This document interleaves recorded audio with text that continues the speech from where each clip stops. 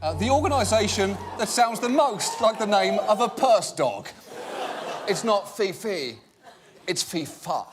Welcome to Watch Mojo, and for our main story today, we'll be looking at the most significant real-world ripples made by the sharp and comedic investigations of Last Week Tonight with John Oliver. The guy who used to run the cable industry's lobbying arm is now running the agency tasked with regulating it. That is the equivalent of needing a babysitter and hiring a dingo. Keeping the last Blockbuster open. There are apparently 4 independently owned franchises still operating in the United States, 3 of which are in Alaska, which actually makes a little bit of sense because internet coverage is sparse up there, and without unlimited data, streaming has been expensive. And to listen to an employee at one of those stores, their very presence is almost magical. Since Blockbuster declared bankruptcy in 2010, its many stores have steadily disappeared. By April 2018, only 3 remained in the U.S., 2 in Alaska and 1 in Bend, Oregon. To save the one in Anchorage, Alaska from closing, John Oliver launched an unusual effort to draw customers. His show spent $7,000 to purchase underwear Russell Crowe wore in Cinderella Man and donated it to the store, aiming to double it as a museum for the actor. You may remember that we told you about Russell Crowe, The Art of Divorce, an auction in which, to celebrate the end of his marriage, he was selling artefacts from his career, from the gladiator chariot to this leather jockstrap he wore in the film Cinderella Man, which was expected to attract an absolutely ridiculous $500. This strategy worked for a while. The Anchorage Blockbuster remained open until July 2018, when it also closed its doors. The famous underwear was then sent to the last remaining Blockbuster in Bend, Oregon, where it continues to attract enough visitors to keep the lights on, having a sewage plant named after him. In Connecticut, it emerged that their jury selection computer program had accidentally read the D in Hartford to mean deceased, so for nearly 3 years, it never summoned anyone from Hartford, or indeed New Britain, the second largest city in that district. John Oliver is famous for his humorous tangents. In August 2020, while discussing the flaws in Connecticut's jury selection system that excluded residents from minority neighborhoods, Oliver suddenly directed his vitriol at the town of Danbury. In response, Danbury's mayor, Mark Boughton, joked about renaming their sewage plant after Oliver, as both were, quote, full of crap. I know exactly 3 things about Danbury. USA Today ranked it the 2nd best city to live in 2015. It was once the centre of the American hat industry, and if you're from there, you got a standing invite to come get a thrashing from John Oliver, children included. But nothing is ever just a joke with John Oliver. He took Boughton up on it, offering to donate $55,000 to local Connecticut charities if the plant was officially renamed. The town followed through, and in October, Oliver attended the opening ceremony of the John Oliver Memorial Sewer Plant. This stunt also inspired local organizations to raise nearly $100,000 for Danbury's United Way Food Pantry, raising money for the United States Postal Service. Despite being part of the federal government, the Postal Service is actually a self-funded entity. It operates independently and is meant to pay for itself with the money that it makes from services and postage. That might help explain why over the years it's often tried to encourage stamp collecting. The COVID-19 pandemic disrupted countless industries, and the United States Postal Service was chief among them.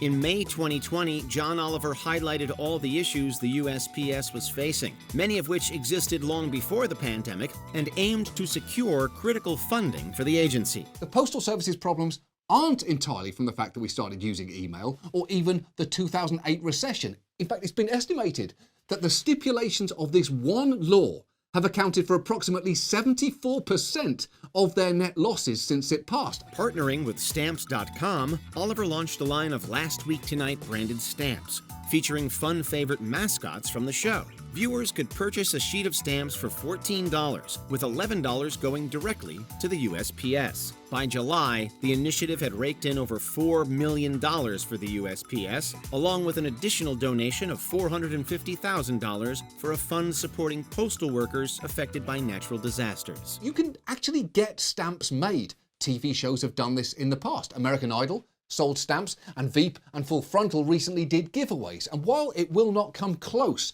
to raising the $90 billion the Postal Service badly needs, we've actually been working with Stamps.com for weeks to Not just do a giveaway, but to produce a run of stamps that are available for you to buy right now. Boosting donations to the Society of Women Engineers. But it does seem that two things are true. One, Miss America gives out way less than $45 million in scholarships. And yet two, whatever the number is, one thing does still seem to be troublingly true. The Miss America organization is actually the largest provider of scholarships to women in the world. John Oliver proves that taking down a controversial organization can also be the perfect opportunity to elevate a more well-meaning, albeit lesser recognized one. In the first season of his show, Oliver took on the Miss America beauty pageant and their status as the world's largest provider in scholarships for women. He then spotlighted 3 lesser-known organizations offering female-only scholarships, including the Society of Women Engineers. Because even their lowest number is more than any other women-only scholarship that we could find. More than the Society of Women Engineers, whose website is here, more than the Patsy Mink Foundation, here, and more than the Jeanette Rankin Women's Scholarship Fund, here. Oliver encouraged viewers to donate to these groups instead, emphasizing the greater impact they posed. This little shout-out had a large ripple effect. In just 2 days after the episode aired, the Society of Women Engineers received $25,000 in donations, about 15% of its expected annual total. All of which you can donate to if you want to change the fact that currently the biggest scholarship program exclusively for women in America requires you to be unmarried with a mint-condition uterus and also rewards working knowledge of buttock adhesive technology, which is just a little bit unsettling. Winning free speech protections for contract chicken farmers. Multiple studies have shown that many growers whose sole source of income was chicken farming live below or near the poverty line, which sounds insane. How can the people who make the meat we eat the most barely be making a living? We eat chicken when it's been popcorned, when it's been fingered, and when it's in Disney's mouse-shaped nuggets. Last Week Tonight segments are known for leaving you both informed and a little uncomfortable. One such segment from May 2015 left people concerned about the conditions under which meat is sourced. It revolved around poultry farming, shedding light on how contract chicken farmers allegedly face retaliation from large poultry processors when they speak out about unfair treatment. You own the property and the equipment, we own the chickens. That essentially means you own everything that costs money and we own everything that makes money. Because typically farmers go into a great deal of debt just to build chicken houses and go into the business. And the moment you sign that contract, the chicken companies have a lot of leverage over you. This issue had been raised repeatedly in Congress, with hopes of passing reforms to protect farmers. But the poultry industry always managed to lobby lawmakers in their favor. However, after the Last Week Tonight episode aired, it generated enough attention that ultimately led to the passage of an agriculture spending bill in Congress, which included free speech protections for the farmers. Chicken farmers can't even complain, because one of the reasons that you've not heard about this story is that to hear farmers tell it, companies take a hard line with complainers. Every time that I've spoke out against the poultry companies and the wrongdoings, they retaliate by cutting my pay, cutting my chickens back, cutting the quality of my chickens that I get. Judge cites John Oliver in Guam tax refund suit. Yes, American citizens living in US island territories do not get to vote for president. And that's the kind of unsettling fact that deep down you probably knew, but chose not to think about. Like the fact that the dog from Full House is definitely dead by now. that kind of thing. But more than... You're proving my point. This Season 2 episode focused on the U.S. island territories, particularly how residents are denied full constitutional rights and the ability to vote in presidential elections. John Oliver traced the issue back to the so-called insular cases, which led to the Supreme Court's decision that denied the territories any meaningful representation. The segment resonated not only with regular viewers, but also with legal professionals. There is nothing not to love about Guam. It is a beautiful island in a strategically important location for the US military, so much so their bases currently occupy over a quarter of Guam's land. And yet, the residents of Guam have absolutely no say in general elections for their commander-in-chief. A few months later, Ninth Circuit Appeals Court Judge Marcia S. Berzon cited Oliver's video in a class action lawsuit filed by Guam residents against their government's tax refund program. In her ruling, Judge Berzon cited the ongoing criticism surrounding the insular cases since the Supreme Court first considered them. Guam holds a straw poll every presidential election, and their registered voter turnout is actually higher than that of the rest of America. And to misquote the words of the great philosopher Lil Jon, turnout for what? Funding Doctors Without Borders with his fake church. Now, though you may not be aware of it, televangelism is still thriving in this country, and Robert Tilton is just a very small part of it. There are several large media networks devoted to televangelism, including Trinity, Inspiration Ministries, and Daystar. And the preachers that appear on them can have incredible lifestyles. In August 2015, Last Week Tonight tackled televangelists and their controversial practice of soliciting donations from viewers, often for personal gain. To highlight this absurdity and the fact that these donations are tax-exempt, Oliver established his own parody church, Our Lady of Perpetual Exemption. We filed paperwork last week establishing a church called Our Lady of Perpetual Exemption. And it was disturbingly easy. To make sure we did this correctly, we had this actual tax lawyer walk us through the process. Now, while the IRS does not have a definition of a church, they do have a 14-point test as a guideline for churches. Mirroring the tactics of the preachers, Oliver asked viewers to send in donations in return for blessings. In its brief, nearly month-long existence, the church reportedly received thousands of dollars and also a few unsavory items. The stunt was a demonstration of how disturbingly easy it is to create such a setup and coax people into handing over their cash. Unlike the televangelists, though, Oliver didn't pocket the proceeds. He donated them to Doctors Without Borders. Praise be to all of you watching us tonight or joining us online at www.ourladyofperpetualexemption.com. But most of all, praise be to the IRS, that yes. most permissive of government agencies.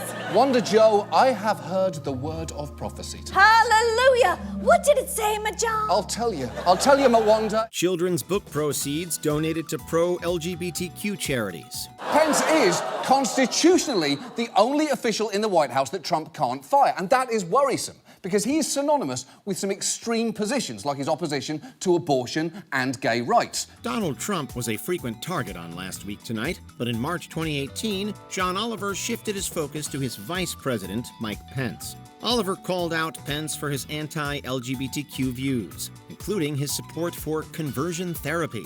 Around that time, Pence and his family planned to release a children's book about their pet rabbit, Marlon Bundo. Congratulations, Pence. You even managed to ruin Marlon Bundo. Now, none of us can enjoy a book about your rabbit. Or can we?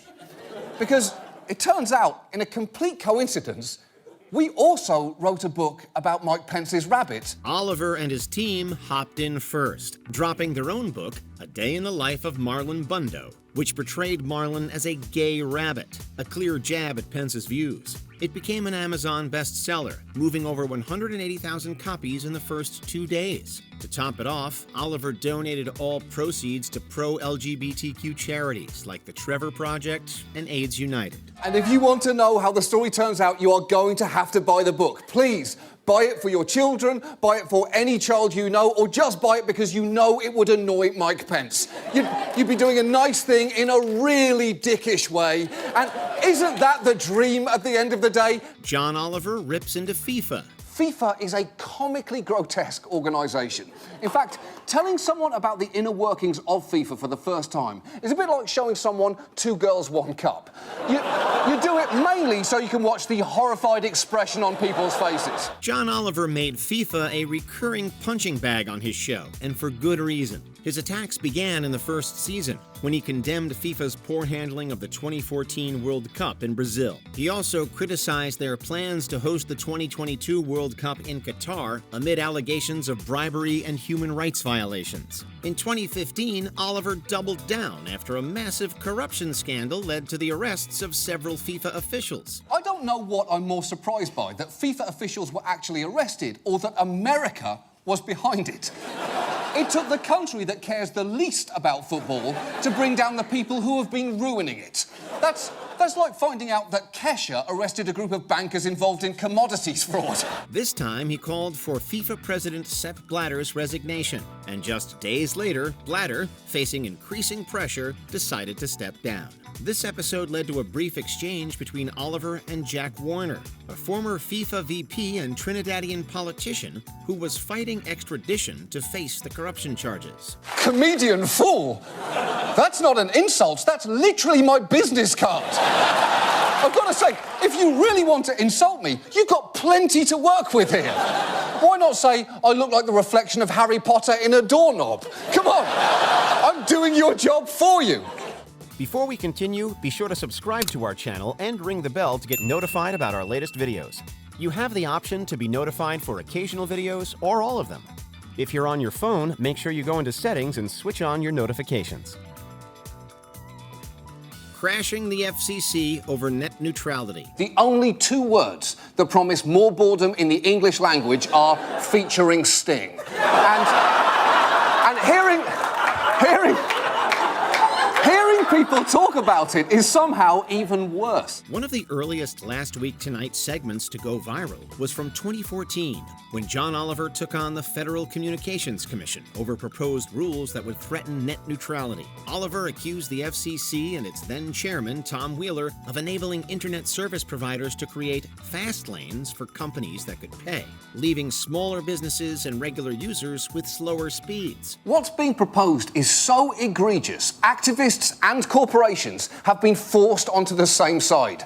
That's basically Lex Luthor knocking on Superman's apartment door and going, listen, I know we have our differences, but we have got to get rid of that arsehole in apartment 3B. During the segment, Oliver implored viewers to direct their rage at the FCC over the proposed changes. This led to an avalanche of comments that overwhelmed and crashed the agency's servers. This unprecedented wave of public pressure ultimately influenced the FCC's decision to adopt net neutrality regulations in February 2015.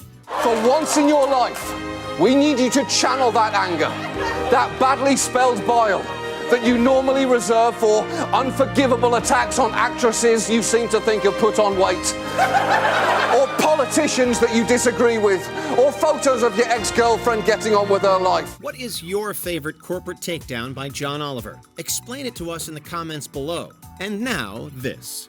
Did you enjoy this video? Check out these other clips from WatchMojo, and be sure to subscribe and ring the bell to be notified about our latest videos.